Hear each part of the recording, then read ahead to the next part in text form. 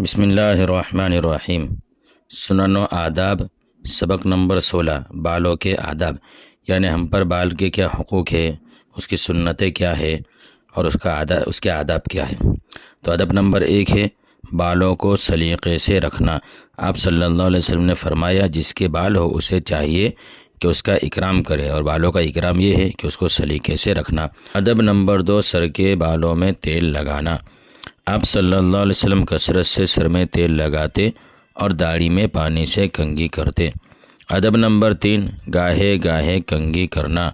حضرت عبداللہ بن مغفل رضی اللہ عنہ فرماتے ہیں آپ صلی اللہ علیہ وسلم نے بلا ناگا کنگھی کرنے سے منع فرمایا۔ ادب نمبر 4، کنگھی کرنے میں داہنی طرف سے ابتدا کرنا، یعنی سیدھی طرف سے ابتدا کرنا۔ حضرت عائشہ رضی اللہ عنہ فرماتی ہیں آپ صلی اللہ علیہ وسلم داہنی طرف سے ابتدا کو پسند فرماتے تھے۔ جوتا پہننے، کنگھی کرنے اور پاکی حاصل کرنے میں اور دیگر تمام امور خیر میں، یعنی تمام اچھے کاموں کے اندر۔ ادب نمبر 5، درمیان میں مانگ نکالنا۔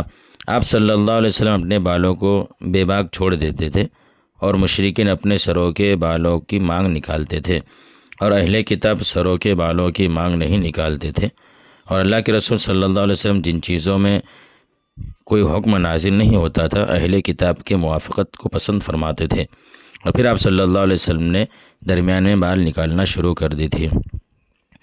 ادب نمبر 6، گاہے گاہے بڑے بال سنت کے موافق رکھنا۔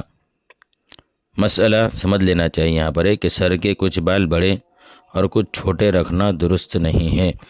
حضرت عبداللہ بن عمر رضی اللہ عنہ فرماتے آپ صلی اللہ علیہ وسلم نے قضاء سے منع فرمایا ہے، یعنی کچھ بال چھوٹے رکھنے اور کچھ بال بڑے رکھنے سے منع فرمایا ہے۔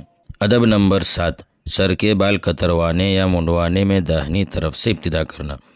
حضرت انس رضی اللہ عنہ فرماتے ہیں جب نبی کریم صلی اللہ علیہ وسلم نے جمرہ عقبہ کی رمی کر لی تو اپنی قربانی ذبح کی، پھر حلق کی غرض سے پہلے اپنے سر کی داہنی جانب حالق کے سامنے پیش فرمائی۔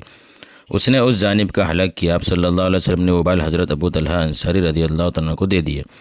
پھر حالق پر سر مبارک کی بائیں جانب پیش کی، اس نے اس حصے کا حلق کیا۔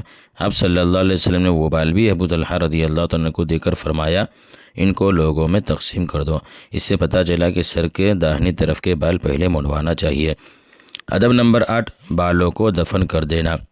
ادب نمبر 9، کفار کی مشابہ بال نہ رکھنا۔ آپ صلی اللہ علیہ وسلم نے فرمایا وہ شخص ہم میں سے نہیں ہے جو ہمارے علاوہ کسی کی مشابہت اختیار کرے۔ ادب نمبر 10، عورتوں کا مردوں کی مشابہت اختیار نہ کرنا۔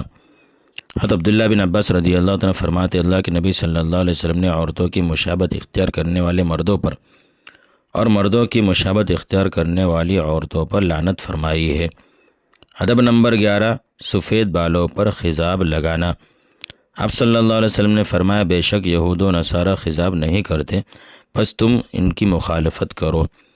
مسئلہ، کالا خضاب لگانا جائز نہیں ہے۔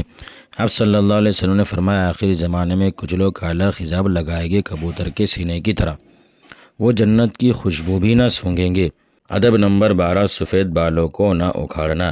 حضرت عمرو بن شعیب اپنے والد شعیب سے اور شعیب اپنے دادا عبداللہ بن عمرو رضی اللہ عنہ سے نقل فرماتے ہیں کہ آپ صلی اللہ علیہ وسلم نے بڑھاپے یعنی سفید بال کو اکھاڑنے سے منع فرمایا ہے۔ ادب نمبر 13، کان کے بال کاٹنا یا اکھاڑنا۔